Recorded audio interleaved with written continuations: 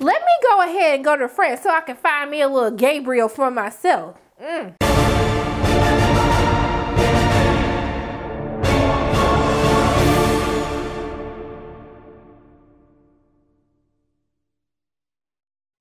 Hey everyone, it's Sharana from Pay Your Weights, and today I'm going to be reviewing Emily in Paris, which is now streaming on the Netflix platform. This series is written and created by Darren Starr, who you may know from creating shows such as Sex and the City, Beverly Hills 90210, and this series stars Lilly Collins, who plays Emily, who is essentially a young American woman from the Midwest, who is hired by a marketing firm in Paris to provide them with an American perspective on things. So, for those of you who are new to my channel, welcome, hello, so glad you came, I hope you stay. I tell you what I enjoyed about the series, what I didn't like about the series, and is it worth your time binging or not? So going into what I enjoyed about Emily in Paris. So this series is just really a show where you just, if you want to escape and just be transported to another place, and what better than a beautiful backdrop of Paris, this is the show for you. I truly feel like in this pandemic, like I have been having travel, vacation FOMO, and I'm just like, I need to get out. I need to go travel to another country. I need to do something because I'm tired of looking at the four walls of my apartment and dealing with my raggedy neighbors.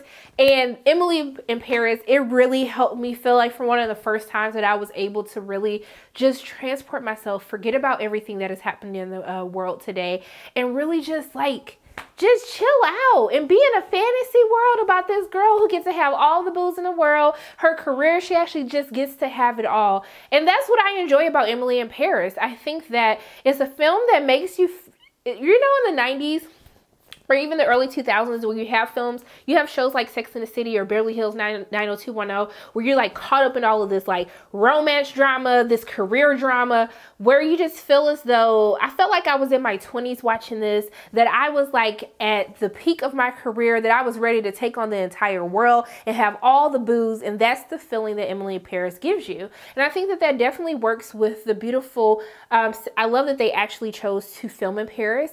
I love them actually showing the Paris backdrops. I was like, if this wasn't like, if we weren't in quarantine, I think a lot of people would be booking trips to Paris after watching the series. But I really enjoy Lilly Collins, who plays Emily, who is this young woman who is really given the chance of a lifetime, the opportunity of a lifetime in her career to be able to go to France to work with one of their sister companies as she helps them take on the American way of advertising and marketing. And so she has a lot of charisma. Lilly Collins as Emily is very charming, naive at times, and even when you want to hate her guts at some of the things that she does, like literally in the show, she is upset that she can't find anyone who can speak English, and she's in France. I was like, ma'am, you do realize like you're in France trying to get people to speak English.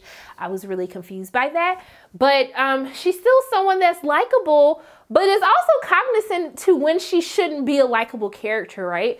And so I think that Lilly does a very great job of getting you interested and invested into Emily's character, and really gets you invested on taking this ride of her really trying to explore herself both personally, but also too professionally. And I love that in this series we get to focus on a character who has her career, and her career is important to her.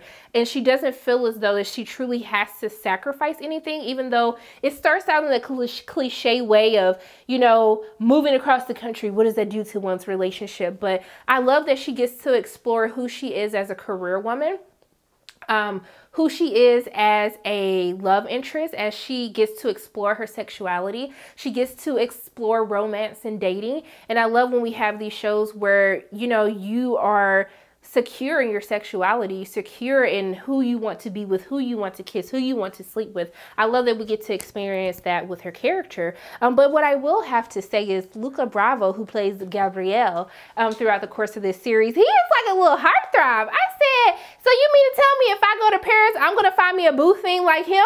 Because I am totally here for it. He plays a young chef who happens to be Emily's neighbor, who gets thrusted into like this love triangle between Emily and his girlfriend, which I also find fascinating because it doesn't follow the stereotypical, like typically you hate the girlfriend.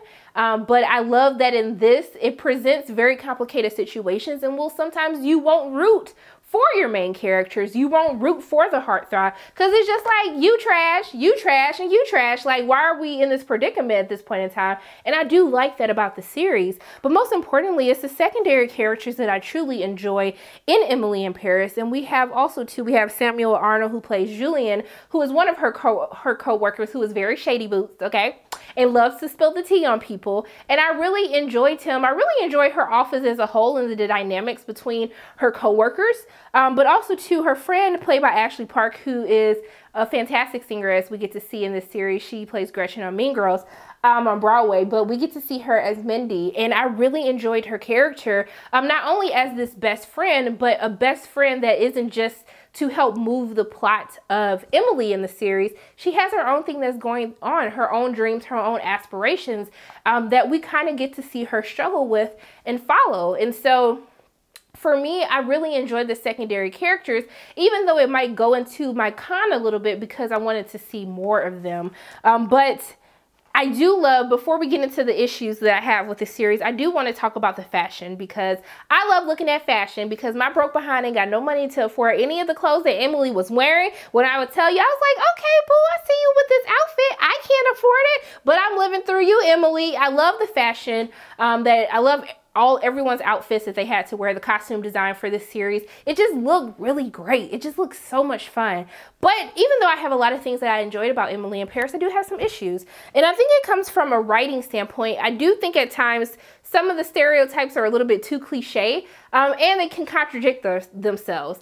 In one instance, you have Emily upset because people don't speak English in France, and then you have her cognizant of how this ad might be too sexual, how we're objectifying a woman's body, but you can't understand how you are being terrible on trying to basically present your own American ideals into this company without trying to understand their culture as a whole to begin with. So I think sometimes it could be a little contradicting, but I'm just like, you know what? I'm just here for the romance, all the boo things that she has. So like, I'm going to let it slide for this one time. But as a critic, I did feel like the writing, I was just like, you can't be aware of this situation and not be aware of where we went wrong with the writing for Emily's character in this. And also too, this whole thing where it seemed like in the series, everything just went right for Emily. Like everything she did, oh my goodness, it was just so fantastic. You were amazing. Oh my gosh. But I think if you're going to celebrate the career woman, we have to celebrate the ups and downs to make it a little bit more realistic, but to also help us celebrate her victories even more throughout the course of the series. But because everything was just going great, like you would think something like went bad, but it was just like, no, Emily, you're perfect. Everything you think, your ideals, everything is just fantastic. I was just like, come on, you guys. Like we just doing a little bit too much with her character. But I will say that because I enjoyed the secondary characters so much out of this series, I wanted to see more of them. And that goes into her office co-workers. I wanted to learn more about them. I wanted to see more of Julian. I wanted even more exploration into Mindy, even though we do get to see her own separate storyline. I just wanted so much more of her because I enjoyed Ashley's performance so much.